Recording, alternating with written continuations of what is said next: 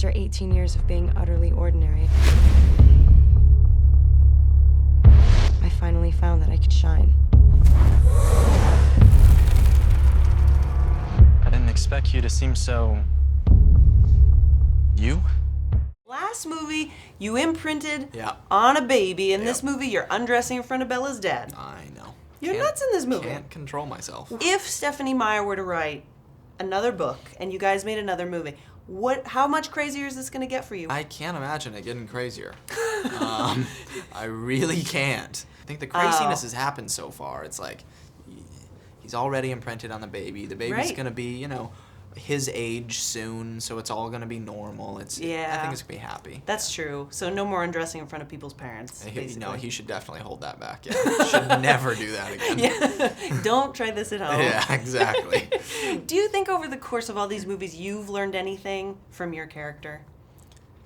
Yeah, I would say, Jacob just has so many awesome qualities that I think everyone should try and learn something from him. He is as loyal as they come. He is as persistent as they come. Mm-hmm. He's just, he's a likable guy. People like being around Jacob. What do you think over all these movies that you've learned from Bella? Oh, Bella. I think probably the reason that that she's so sort of universally,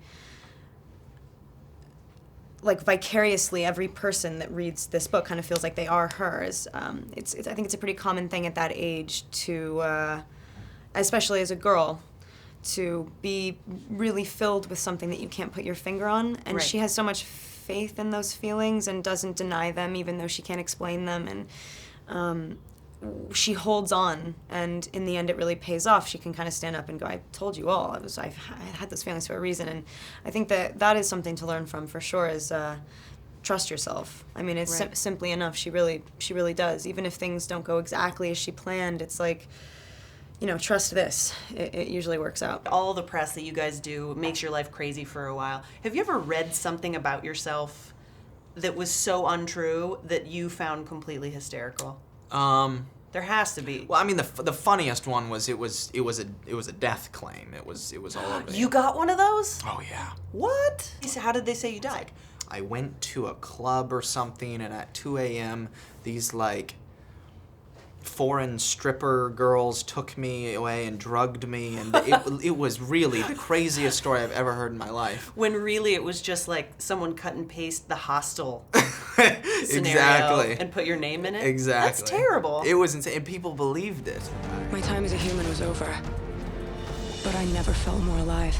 One of the things that really stayed with me, both from the trailer, it's in the movies, when you say, I've never felt so alive. And I wondered if, that kind of evokes a memory in your real life of a moment where you felt really alive, or something that you like to do where you just feel like you're in your zone. Yeah. Oh man, that's a good question. But I feel really very good behind the wheel of a car. Nice. Yeah, I'm from LA, and it's a real car driving town. Yes. And no walking. No. Fast cars? I can cruise. I like to drive fast too, but just movement, just being kind of isolated, but with ultimate freedom. Right. It's nice. And on the road trips? Just trying to plug my next film. That's right. Perfect segue. Yeah. You are everything powerful about werewolves, but if you had a special vampire power, what would you pick?